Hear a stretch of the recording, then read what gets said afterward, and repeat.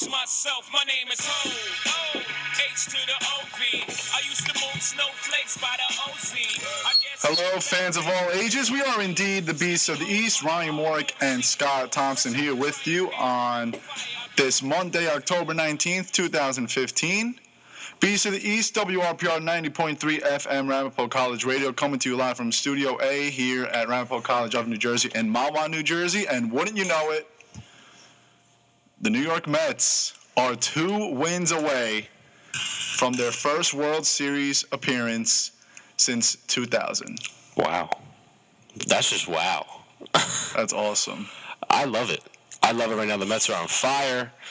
The Mets fandom is insane. We're seeing Met shirts all over the college. We see some, I don't know, it's just a lot of fun to watch them on TV right now. It's a lot of fun to watch Mets baseball, and we haven't had to say that in a while. Oh, yeah. And let's rewind back to, I think the date was July 28th when they were playing the Padres. They were up 7-4. Mm-hmm. 2 outs, top of the 9th. Rain comes pouring in the top of the 9th inning. 30-something minute delay. You come back, 2 base hits, and then Justin Upton ties the game up with the home run. They wind up taking the lead later on. No, they took the lead with that home run. Excuse me. They were up 2. And when that happened, we all said, "This is it." Only the Mets. Only that would trending. happen to the Mets. Yeah. The phrase "only the Mets" was trending on Twitter. And when that happened, we all said to ourselves, "This is it. The Mets are done." And then they became a completely new team. Obviously, it all starts with Yoenis Cespedes. But now you have Daniel Murphy, who has been absolutely incredible. You have Curtis Granderson, who I really want to talk about soon, who really has done an amazing job. David Wright looks like he finally broke out of his shell last night. Dewitt is still struggling a little bit, but even d'Arnaud hit that bomb. The rotation is obviously the reason why they're in the position they're in right now. And then they have DeGrom going tomorrow night up 2-0. This team went from the laughingstock in the league to a World Series, to 2 wins away from the World Series in the matter of 3 months. It just shows you how a streak, just a hot streak, they're looking to me like the Giants last year. Yeah. Like coming into the postseason, they weren't that good, but they were absolutely stellar in the postseason. And the Mets are just chugging along, picking up wins, facing pitchers like Clayton Kershaw and Zach Greinke and Jake Arrieta last night, and just showing that I can hit you. Throw whoever you want. We can hit. We can persevere. The Mets are just doing a great job at persevering right now in the postseason. Have you seen the Daniel Murphy stats? They've been unbelievable. Yeah. First of all, last night's home run. This thing's incredible. It left the bat at 91 miles an hour. Okay. Less than 1% of baseballs are home runs with an exit velocity that fast or slow, the lack thereof, the lack of velocity.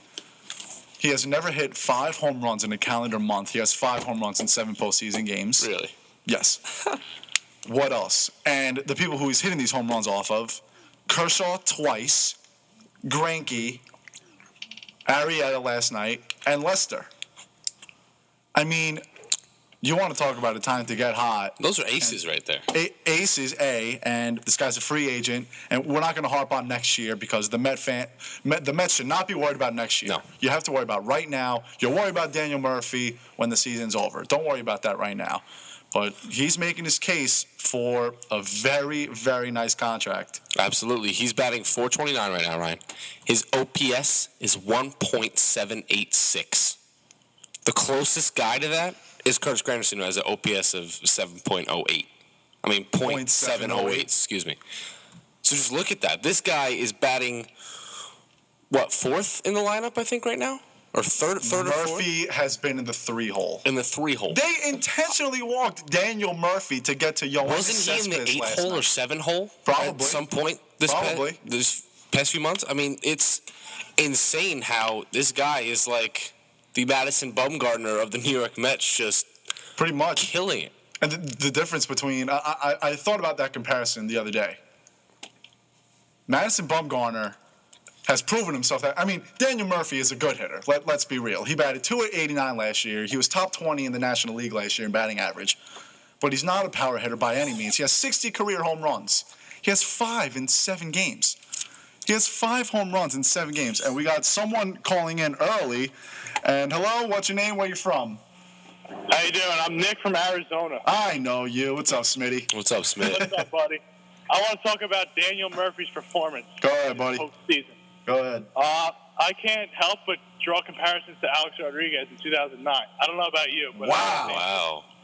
Wow. That's a good one. I like that, That's though. a good one, Smith. I mean, like the guy. I feel like every time this guy gets up the bat, he's gonna hit a home run. Yeah. Great for baseball. Great for baseball. But I also want to talk about the attempt of the worst play in NFL history. That was god awful. I switched to that game last night, Nick, at the exact time that happened, and I shut it off. You have to. It's just an embarrassment to the NFL. So when there's one lineman and you have 3 defensive linemen, do you decide to hike the ball because you think you can escape 3 people or no? I want to know. Apparently, they were working on this play for a year. A year, it looks apparently, good. they were working on this play. And I wanted, like, when did they realize that this was a good idea, A? B, why was the punter the one snapping the ball? Dude, I think the one snapping the ball is the punter. And I'm going to watch it right now. The guy receiving it was Whalen, I think. Griff Whalen, I believe. Yeah. That was But, I think that is... I'm not going to go with the worst play in NFL history. I think the worst play in NFL history was when the Giants handed it off and then Herm Edwards took it back for a touchdown when all they needed was a QB kneel. That the miracle of the Meadowlands. That one hurts. The Eagles-Giants play tonight, I don't want any of those type of memories while this game is on. But, yeah, I agree. Yeah. Anyway, how could you even line up like that and get an illegal formation if you practice the play for over a year? I know. You don't know the rules? Even if it worked, it wouldn't have worked.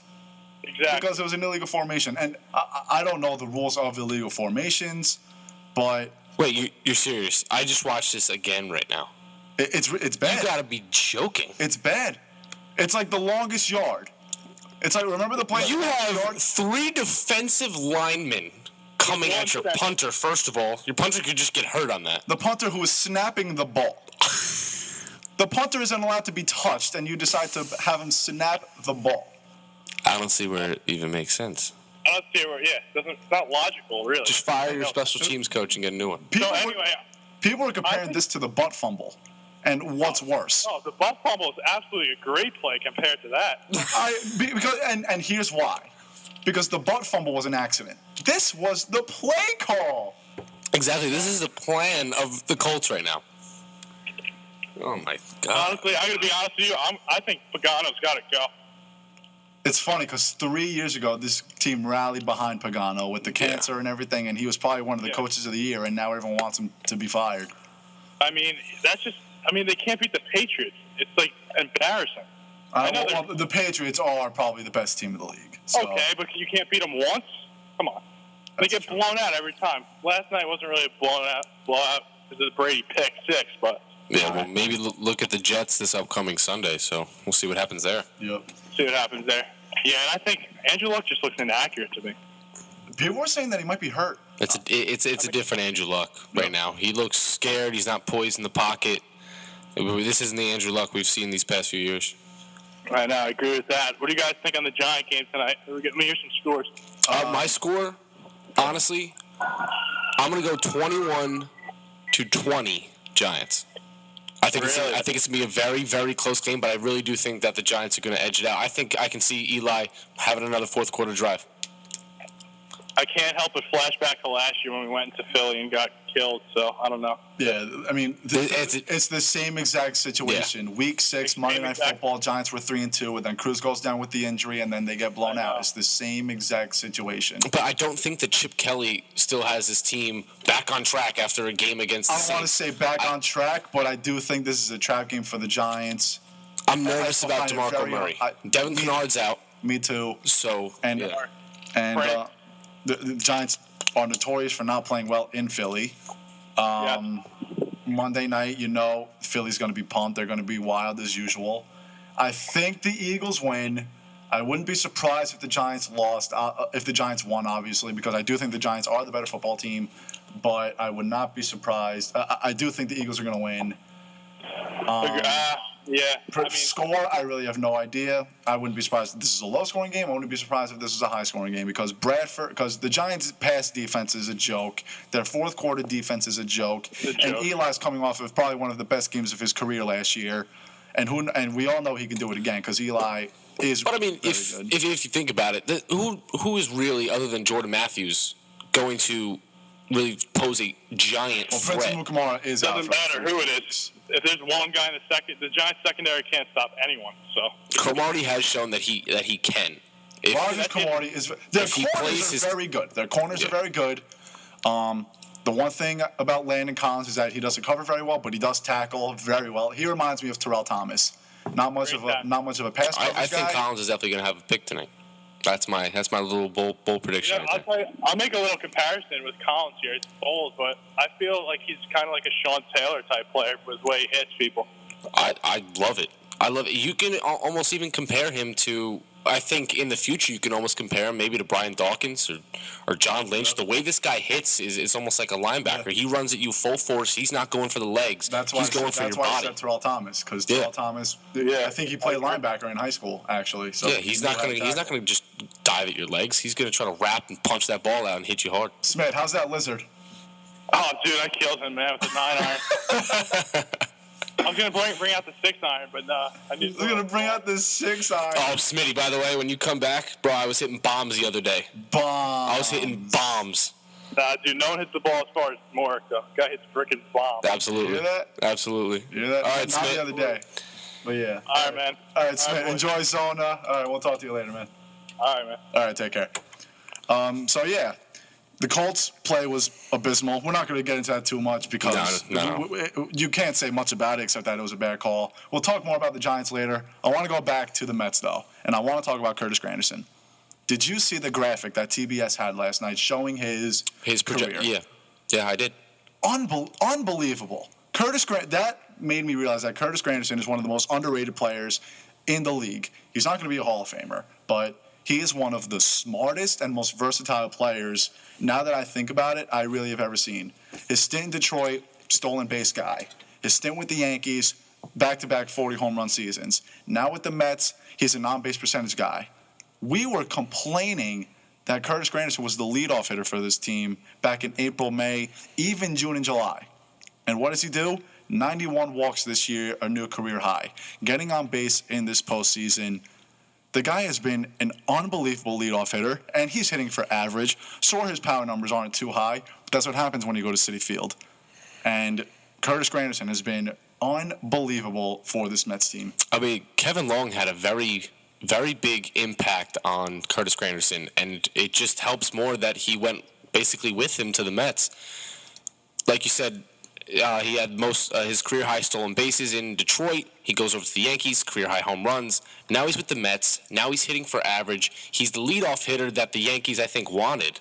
Now he's got, I believe, he had a walk. He had a walk last night. You can even look at this postseason, and you could expect a walk from him. You're not going to find an at bat where Curtis Granderson is swinging at the first pitch anymore. This guy is at least having 4 or 5 good pitches, I might add, thrown to him by these pitchers, and you kind of have to work around him now. You can't just go at him because he's going to swing at the ball if it's a strike. His eye is just exceptional. Watching him last night, Ryan, balls that could have been called strikes but were like a fraction, wasn't swinging at it because he just has the eye now to pick and choose where to swing, when to swing. I mean, he's just a different hitter than what we've seen him trying to just launch balls out of Yankee Stadium. He's still a strikeout machine. He had 151 in the regular season, 141 last year. So actually, he struck out more despite everything else going up. But batting average went from 227 to 259, all in the regular season.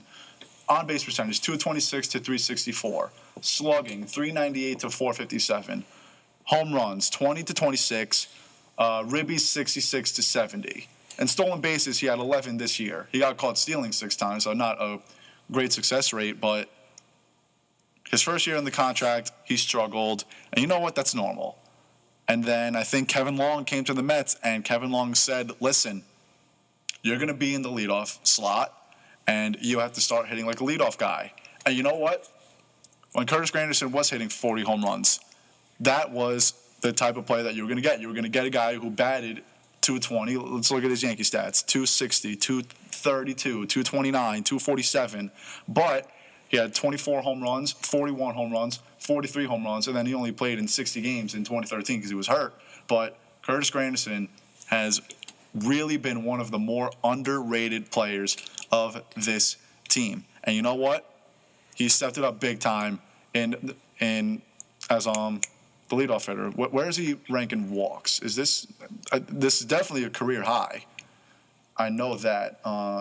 Yeah, but those going back to the strikeouts, you said he had more strikeouts this year. But you're going to find that when you take more pitches. Mm-hmm. Look at any leadoff hitter. You want to make the pitcher get to you. Hopefully, like one of my coaches in high school when I was batting leadoff for a little bit, he said, "I want to see you try to get to a 3-2 count in your first at bat of the game." So when you're taking these pitches and you're seeing how the pitcher works, you're the first guy going up there. You might have more strikeouts. But Curtis Granderson is definitely focusing on how he can help his team with each at-bat, whether that is him striking out but also showing what the pitcher may or may not do.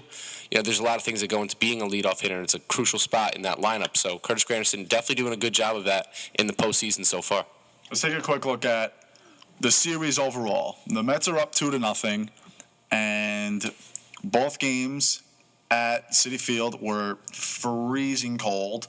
And that did not stop Harvey on Saturday night. It did not stop Syndergaard last night. And now you have DeGrom throwing tomorrow night.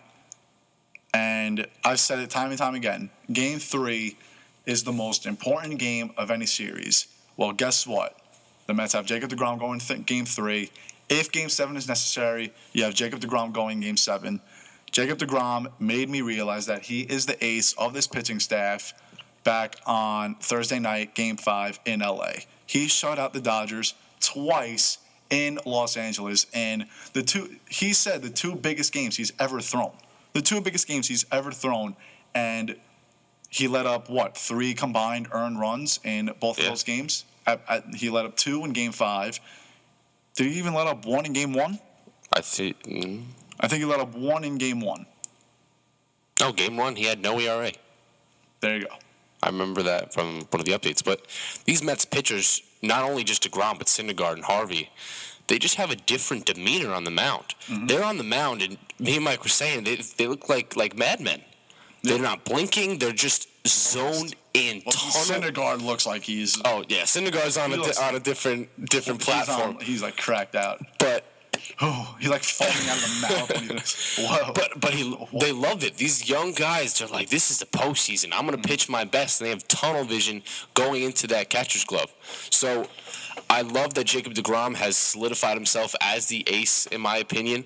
But you have Matt Harvey, who can also be your ace. You have Syndergaard, who can definitely be an ace on several teams. You have these great young pitchers giving it their best during these games, and it's just a lot of fun to watch them. And this Game 3, I think it's a turning point for these Mets. If they win this game, no doubt whoever's going to the World Series on the AL should definitely watch. Beast of the East on WRPR 90.3 FM. Ryan Morick and Scott Thompson here with you in Studio A, Ramapo College of New Jersey. Feel free to call in and talk to us, 201-825-1234. That's the number, 201-825-1234. Good timing. We got someone calling in. Who's this? Where are you from? What's up, guys? It's George. Hey, what's up? I have a question. Yes, sir. Go ahead, fam. If the Mets do make the World Series, would you take Steven Matz out of the rotation, go to 3 guys, and make sure your best pitchers are pitching as much as possible? No, and here's why. Because the rotation is fine as it is right now. There's no need to take out Steven Matz. It's not that he's not been struggling. He's been throwing pretty well. He's giving you what you need. Sure, you need a lot more in the postseason, and let alone a World Series game. But give those guys rest, because right now, everyone except for with the exception of Harvey's first outing in the postseason, they're all throwing 6 or 7 plus innings. And keep in mind, these guys throw hard. They've all had Tommy John, so you know they're going to be looking out for them in some way, shape, or form. So, and it's not like Matz is a guy like Nice or Cologne where you really have to decide, should we throw him, should we sit him? Matz is a solid pitcher. I think you keep him in. If it's not broken, there's no need to fix it. Ryan, I'm actually going to not disagree with you, but I'll disagree with you when he throws in Chicago. If he has a bad game in Chicago, I think you Then you have to think I think about you take him out of the lineup. These exactly Royals, what I was gonna these say. Royals or Blue Jays, whoever you play, these teams just pick apart pitchers. And if Matz can't do what Syndergaard and DeGrom have been doing by going at these hitters and showing that they have the stuff, if Matz can't do that, I don't think you take the chance and throw him in games like Game 4 of a series that can be so crucial, turning point, switching momentum. So, in my opinion, I think Game 4 is a big outing for Steven Matz. I think it all depends on how many games this series is. If this series somehow goes into 7 games, you're going to have to put Matz in because there's no way DeGrom, Syndergaard, and Harvey are starting 6 games out of 18 or so. And let's say the series ends Wednesday night. If the Mets wind up sweeping them, then the Mets have a good 5 or 6 days off. DeGrom will start Game 1 if they end it in 4, 5, or 6 games. So you have DeGrom throwing either Game 7 of this series or Game 1 of the World Series, depending on how often he throws in the bullpen. Because you know DeGrom's going to probably be available from the bullpen in Game 5. Yeah. So with Matz, I say leave him in. I agree with you. Leave him in until he really fails. George, you think the same thing? I think, okay, so his first start, he went, 5 innings pitched, 3 earned runs, right? Yeah. Matz, Yes. Yeah, so that's like, I mean, that's not a bad start, but playoff start, you're most likely not winning with that start in the playoffs, especially since the Mets bullpen really isn't that good. And they showed up last night, though, or the night before. They really showed up big time. Because do you know what I like? It's if you decide, if you make it to the World Series, if you decide to put Matz in the bullpen, it's a very good backup for if DeGrom or Harvey or Syndergaard have a little hiccup, and you have a guy that you know can definitely give you innings. You can just toss him in there without even thinking about it, because we've seen that Syndergaard late on can get a little iffy, starts walking people. So Steven Matz has proved that he can pitch innings, but I think this Game 4 coming up this Wednesday is definitely a big game for Steven Matz to see if he can stay in this lineup. Yeah, I think if he pitches a bad game, Game 4, then I think you don't let him pitch in the World Series. Absolutely. You're not going to take a chance. So every game you have to really focus on what you want to do to make your team win. And if Terry Collins doesn't believe that Steven Matz can pitch, then that's the case. But if Matz has to, despite what he does tomorrow, if he has to, depending on how long the series goes, he's going to have to throw. Yeah. I mean, He'd probably throw Game 4, because that would be right in the middle, and that way Harvey, DeGrom, and Syndergaard can all throw twice. Absolutely. Because if they go up, let's say, if they make the World Series and they go up 2-1. 2-1. I don't want to say you can afford to lose a game. Yeah. But you know what I mean. Yeah. Who won the All-Star game? AL, right? AL. Yeah, so. That sucks. So- last question. Yeah, go ahead. What do you think the Mets' odds are to win the World Series? Right now? I think they have the best odds Right now. out of the 4 main teams, Absolutely. to be completely honest with Right you. now, with Daniel Murphy hot and these pitchers throwing the way they are, I think the Mets, out of all 4 teams, have the best odds to win the World Series right now. Do you think they'll do it? I don't know. I think they Do I have think the best they'll do it? odds. Yeah. I'm still going with. I don't want to jinx it. I don't believe in jinxes. I do. I'm still going with one of the American League teams. I still think the Blue Jays are the best team out of the 4 remaining. But again, the Mets have the rotation. That's all you have. That's all you have to say. The Mets Defense have wins the championships. rotation. And if they have the better rotation, I think that George, I think that, you know what? I'm just gonna say that they're gonna win the World Series this year. And you know, I'm gonna go out and say You're they're right. gonna win the World Series this year, just based on the way they're playing. A postseason team that plays like this, we've seen it. Like the Giants, they just don't stop. Yeah. They just keep going. They just keep on going. So right now they're the Giants of last year. Yep. And I think they're going to win it. And you know what? Royals, I'm Matt. going to play devil's advocate against myself. The Blue Jays actually have really been struggling in the division David series. They were Price down. can't fuck. Oh, sorry. They were. David Price is really. I'm getting heated here. He's been David struggling. Price just can't find a win. Yep. It's hard to come back from 2-0 too. So you're most likely it's going to be Royals Mets. I mean, they're both up 2-0. Yeah. So All right. All right. George, take care. We'll see you later. Thanks, George. We got someone else calling in. Who's this? Where you from? this is Jimmy Friel from Old Bridge. Jimmy!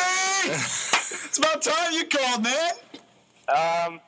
Yeah. So I want your opinion on who you think is the best pitcher in the postseason for this Mets vs. Cubs series. What do you mean, my opinion on the Mets Cubs series? How it's been? How who's going to win? I What want do to you know want? I want to know your opinion. Who you think is the most valuable pitcher in the series? The most valuable pitcher in the series? Yeah, who you think has to go out and dominate every single time for each game for one of the other teams to be successful? The bullpen. Anyone from the bullpen, because Arrieta, let's face it, the Mets had to win last night, and they did. Because usually with these starters, with the exception of Arrieta last night, you get what you are expecting. And Arrieta has not been throwing well since the postseason. No. You know what you're going to get from Syndergaard and Harvey and DeGrom and Matz, and usually Lester and Arrieta. Both bullpens, you really don't know. So those are the people who really need to step it up and find a way to get these guys out. And last night, I forgot what game it was. What was that? I didn't say anything. Oh, okay. I thought I heard something. But I think it was last night. We finally saw this Mets bullpen go to work. We saw Addison Reed. We saw Tyler Clippard. We saw Familia. And we saw Jonathan Neese. And they all pitched very well. And with a 4-1 lead, with that Mets bullpen, with how notorious they are for blowing leads, that was a question. And they shut everyone up for now. So I'm going to tell you my pitcher, Jimmy. I'm going to go with Jacob deGrom. I think Jacob deGrom proved in the Dodger series that he was the pitcher that had to come out. This is the Mets' first postseason since 2006, all that hype, and he put his money where his mouth was, basically, and pitched well, and he's been doing it ever since. So if the Mets make the World Series, Jacob deGrom is my pitcher that needs to go out and pitch and show again on Game 1 that he needs to throw well, and we'll see in Game 3 what he can do. Jimmy, how's Ryder? This Ryder is great. Solid. Awesome. Now, who, in your opinion, is the best pitcher in the Mets rotation? Because I think my favorite is Syndergaard. I think he is the most dominant pitcher in their rotation right now. I always said Harvey up until Game 5 of the division series. I said Harvey, because I think he has the fastball and he has everything else with it. But for whatever reason, deGrom has been absolutely untouchable. And, I mean, I could be wrong. Maybe I'll change my mind in a week. But right now I say Jacob deGrom because he has had 2 postseason starts, and you know he was nervous. He's playing for the Mets, who haven't played in a postseason in 9 years.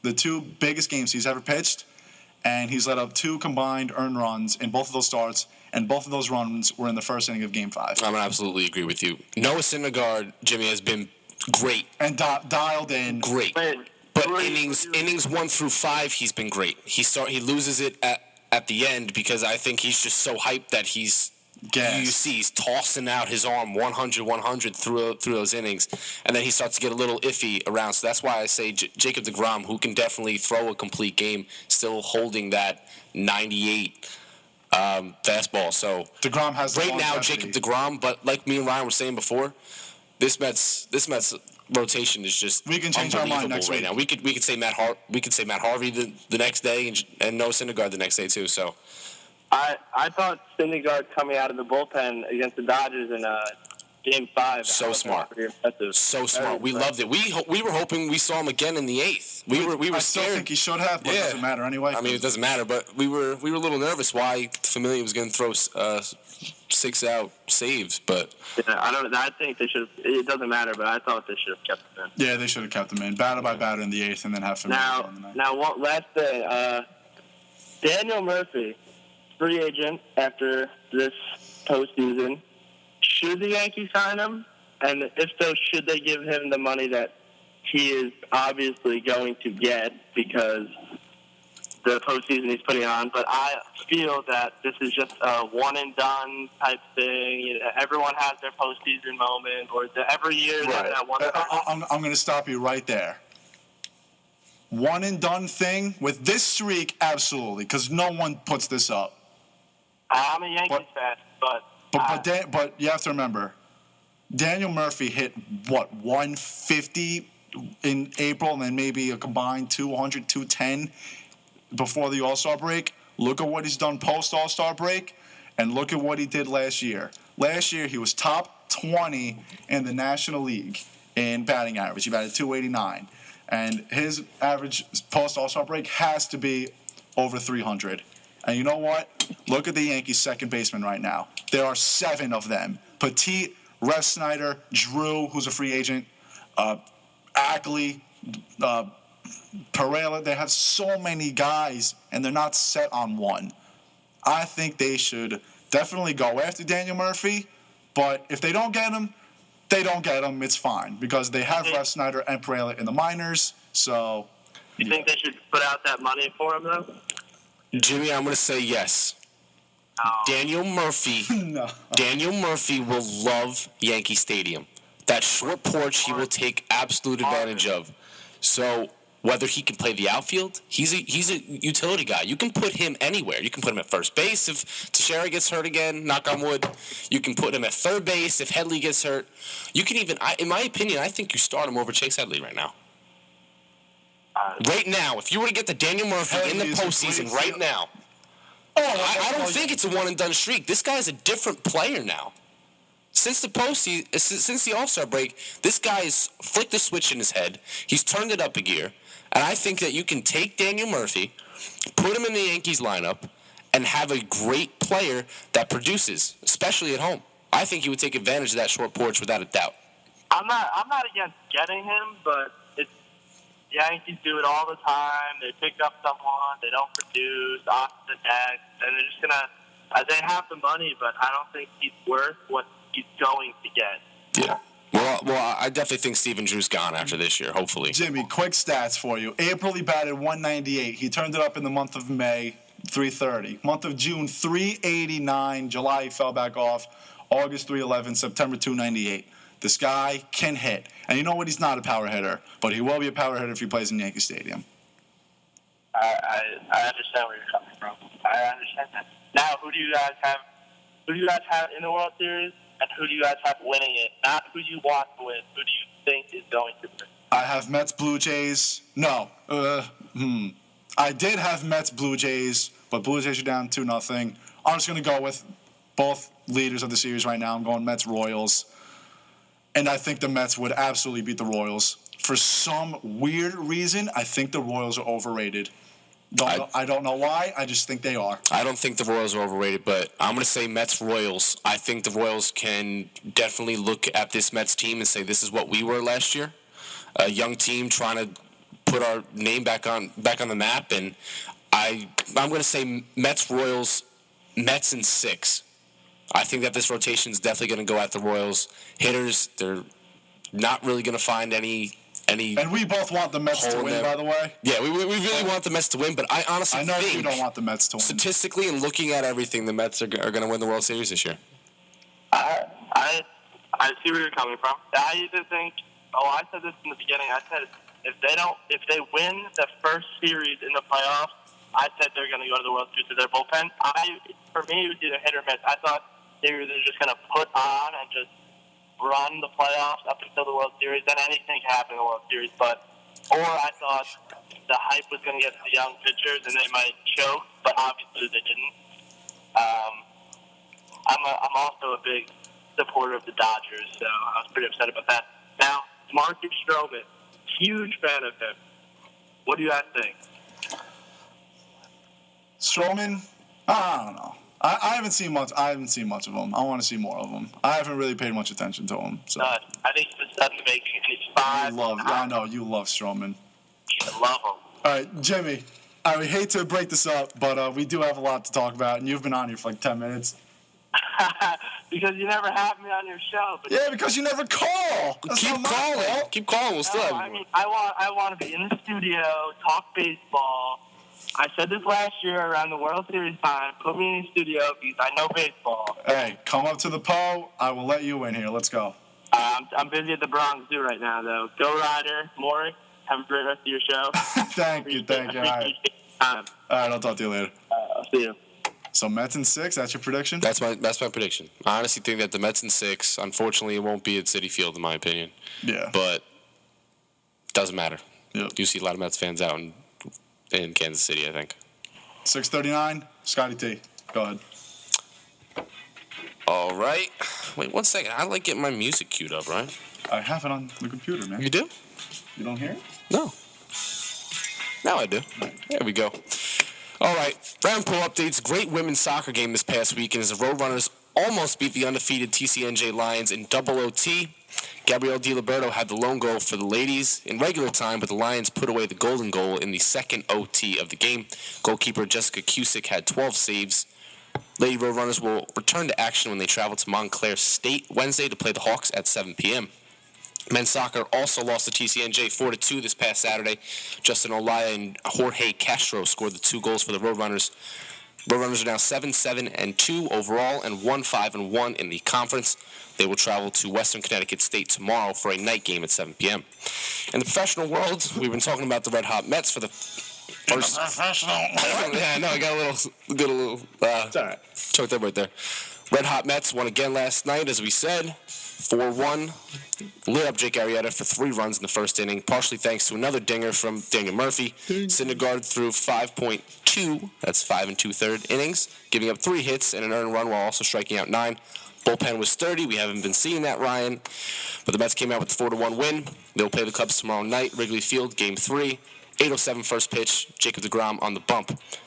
New York Jets beat the Redskins at home yesterday at MetLife, 34-20. Chris Ivory with another stellar game, rushing 20 times for 146 yards and a TD. Ryan Fitzpatrick threw for 253 yards, 2 TDs, and also ran into the end zone. What was that, George? 26-yard run? Some long run for him, right? Oh, Fitzpatrick? Fitzpatrick, yeah. 21-22, yeah. Yeah, that was a great run by him. Jets will also have a chance to prove that they are a top team in the league as they will travel to Foxborough to take on Tom Brady and the undefeated Patriots this upcoming Sunday. That'll be a fun 1 p.m. game to watch. And the game we're all watching tonight, Giants-Eagles, rivalry game at Lincoln Financial in Philly. Eli Manning looks to further his fine play coming off of a record-breaking week against the Niners last Sunday. Odell Beckham is expected to play tonight. He rode on the bus. He will suit up, so look for him to be in that lineup tonight. Ryan Moore, Scott Thompson on WRPR 9.3 FM. You listen to Beasts of the East. We'll be back after these few messages.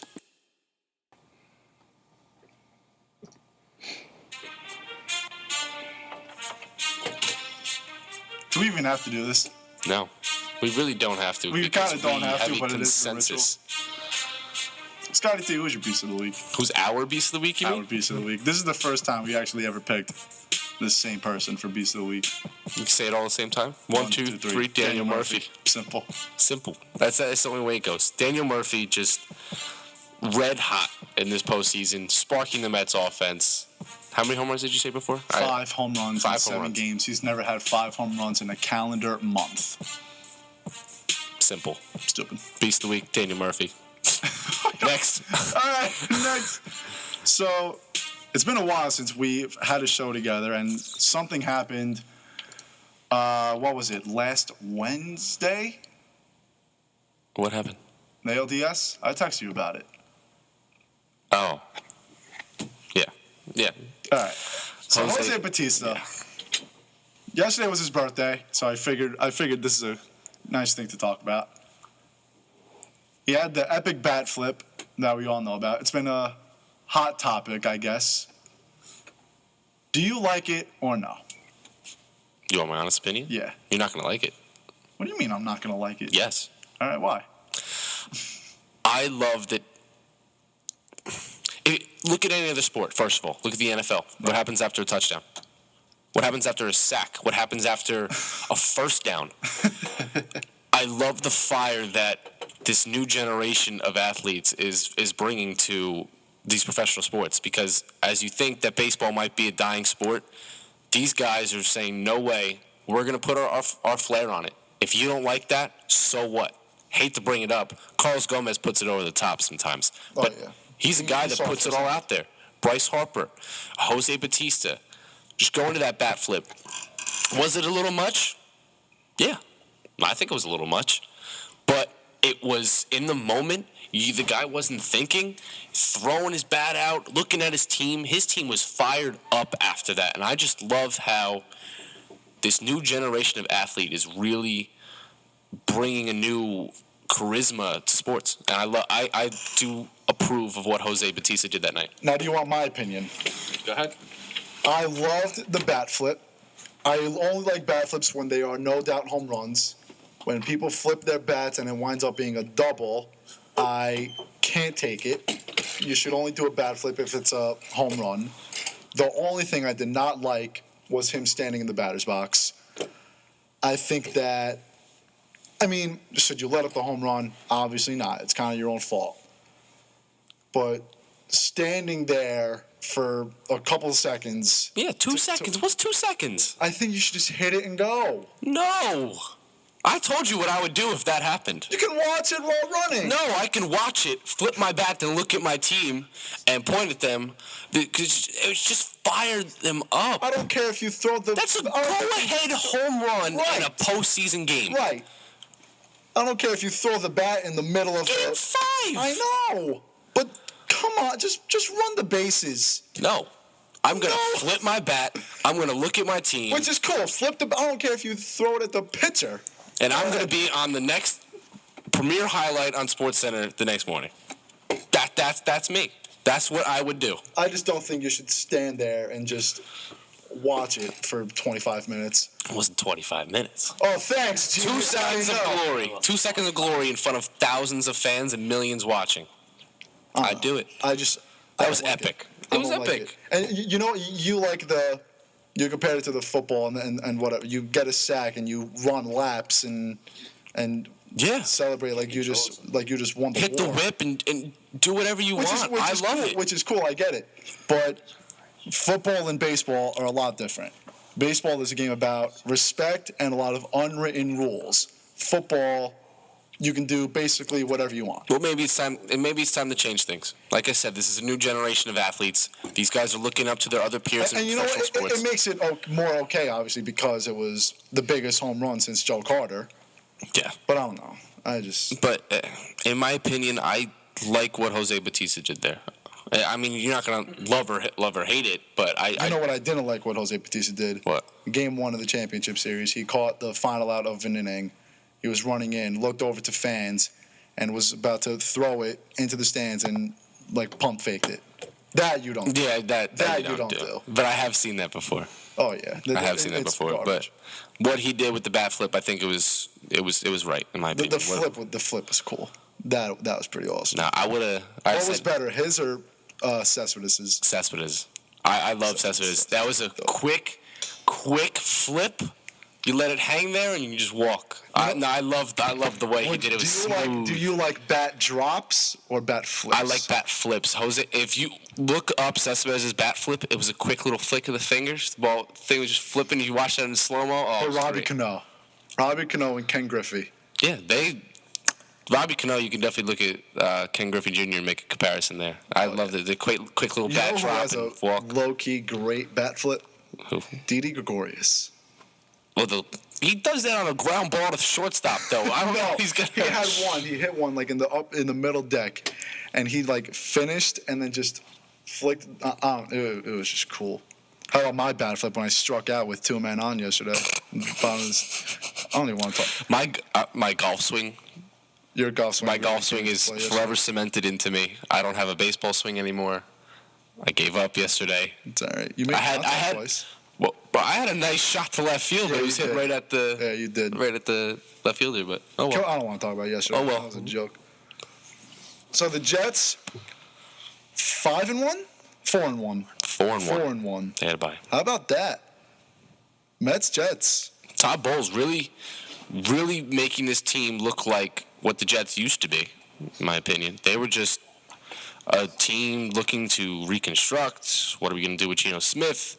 But even without Geno Smith putting all these pieces together, you knew that this defense was definitely going to produce this year.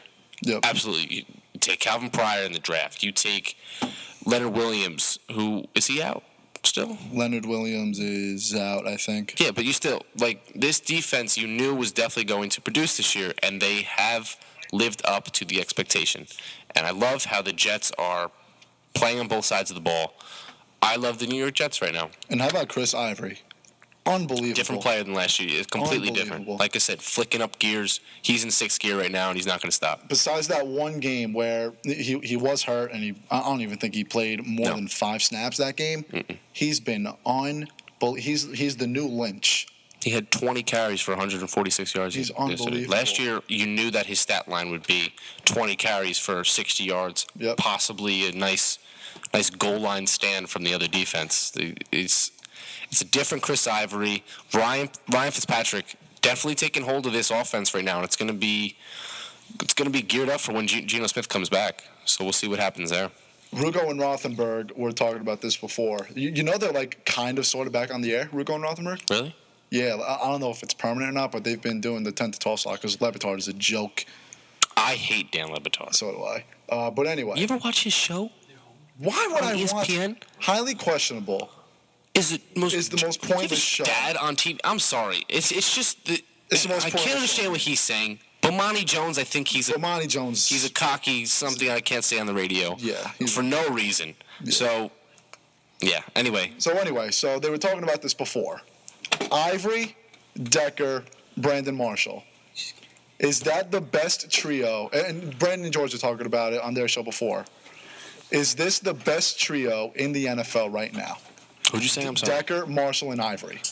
Best trio in the NFL right now, yes or no? Right now, this season. Think about it. You have Julio, Hankerson, Freeman, who are probably up there.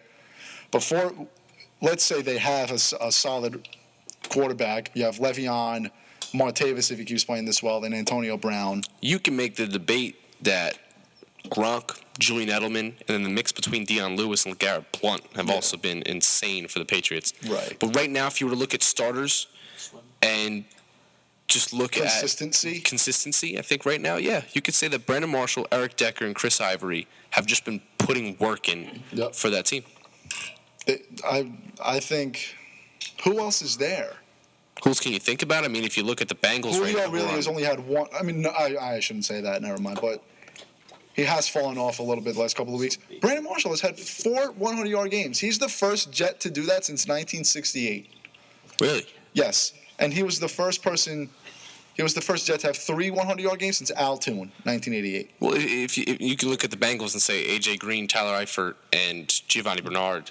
Or Jeremy Hill, yeah. Again, Jeremy Hill can also be looked at as a trio. But right now, I just think that the Jets have figured out what they really want to do with this season. And just going forward, especially going against the Patriots, those 3 need to show out if they want to beat that team because they're going to go against Tom Brady, who's just been money, as always. And I don't know. Just right now, if you were to say trio-wise, yeah, I'd definitely pick up Marshall, Decker, and Chris Ivory. My friend Matt and I, me, Brandon, and our 2 friends, Matt Papidi and Justin Kleinow, all good friends from high school. We were talking about this before, and I wanted to bring it up to you because I wanted to know how you felt. Would you rather watch a sporting event at home or at the actual event? Depends. On the sport? When the game is. See, I think that's stupid. I'm assuming you're going based on weather, right? What? Are you going like based on weather and stuff like that? I'm going. Yeah. Or like time. No. All right. No, actually, I'm not going to look at it like that. Would I rather watch it there? Absolutely. Would you rather go to the game or watch it at home? Watch it there. Why not? Right? You're agreeing with me? Yeah. No, I'd I'd rather watch it there. See, now other people would say, watch it at home. I get to watch the stat line. I don't have to I wait don't in care line for about the food. stat line. It's a different sense. If you're a sports fan, it's just a different sense. It's a no-brainer. Go tailgate before the game if you're watching football. If you're watching anything, tailgate, go into the game, hearing the crowd instead of hearing it a little bit over the TV or on radio. You're living with the team. You're cheering them on. It feels like you're part of the team at that time. So I love going to the game instead of staying at home. And because staying at home, I get distracted. My mom's yelling at me. I have to put my laundry in. Yeah, it's just I'd rather go to the game, not worry about anything else, and cheer my team on. See, That's my opinion. Yeah, you said it before. Like, people go there to see stat lines and the replays and all that. I don't go to the game. I get that on the jumbotron if I want to look at it. Exactly. I don't go to the game to look at stats.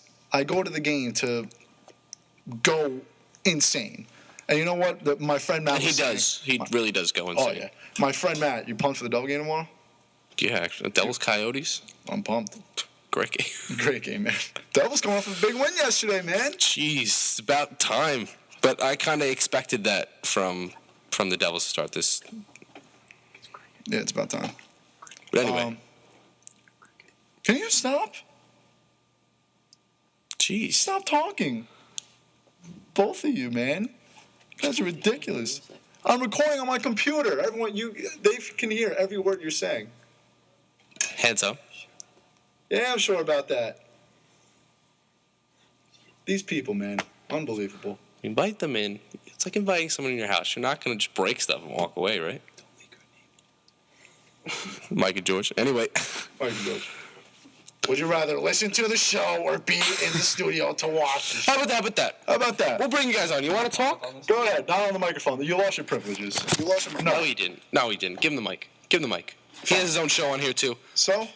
He showed up at 4:59 today. His show starts at 5 o'clock. Did you miss the show? No, Did you miss it? No, thank you, Scott. Perfect. Anyway, I think you're discussing Brandon when you're saying be at sporting events or not, because I know Brandon would rather like sit. It was here and actually watch. more Matt. Brandon touched too. on it a little bit. But like, especially the Mets right now, like I'd love to be at the game rather than sit home and watch it. But when you're talking about football, he means like the 1 o'clock games. He would rather sit, watch the Giants game, and it's because like he wants to watch Red Zone. Fantasy.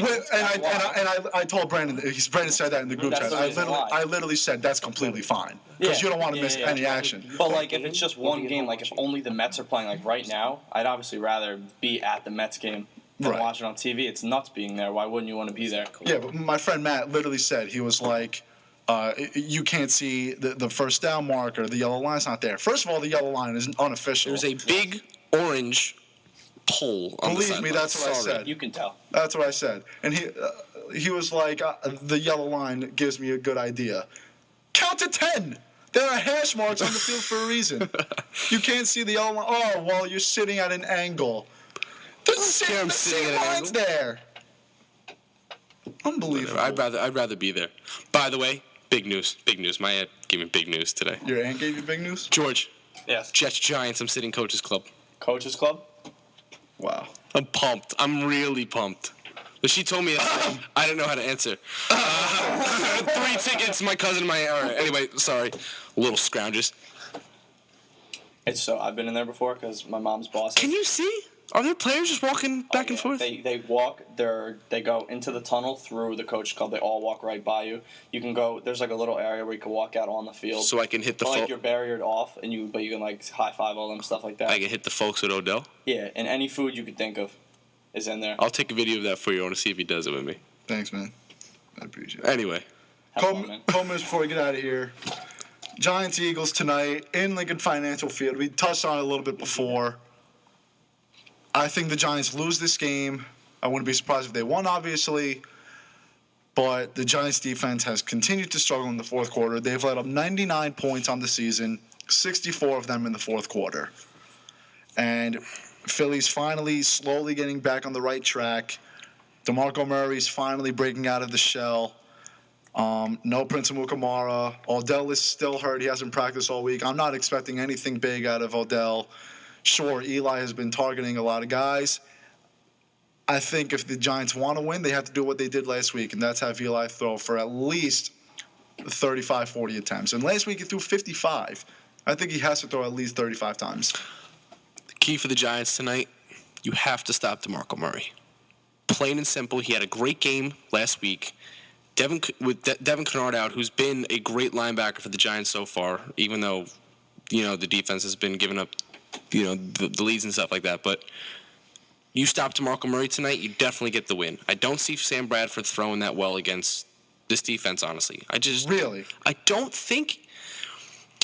just don't think that he has the tools around him to have Neither do I, great but I think offense. the Giants' pass defense is pretty terrible. I don't think it's that bad. Landon Collins has shown improvement. Dominique Rodgers-Cromartie has shown improvement. But now they don't have Prince Amukamara. Their linebackers are a joke, especially Tremaine in recent McBride years. has been showing improvement. McBride has played very well, but their linebackers are really bad. You just got to think- give him some time. I just don't think that DeMarco Murray can have a good game this week.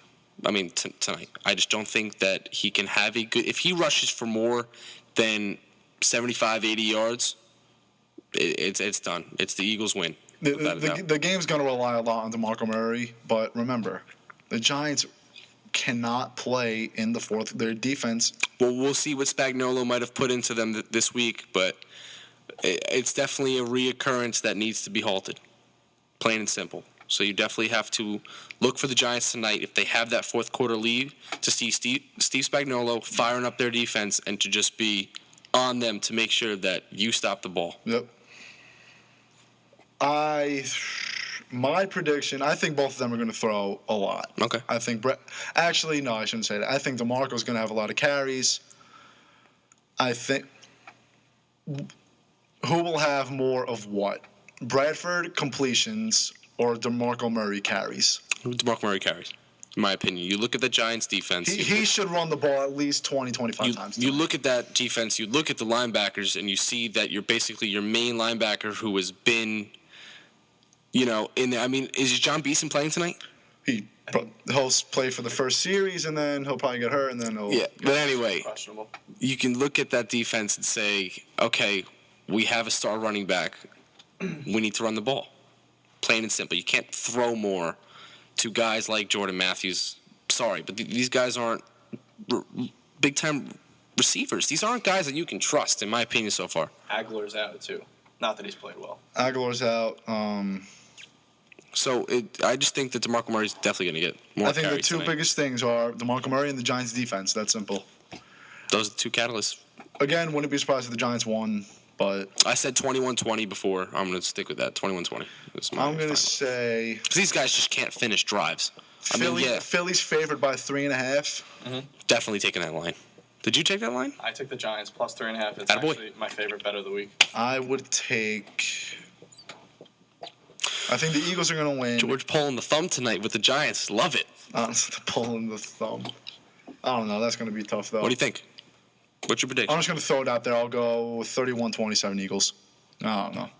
You could That, you can watch it in the never other mind. room. Never. Anyway, 31-27. I don't know what I'm thinking.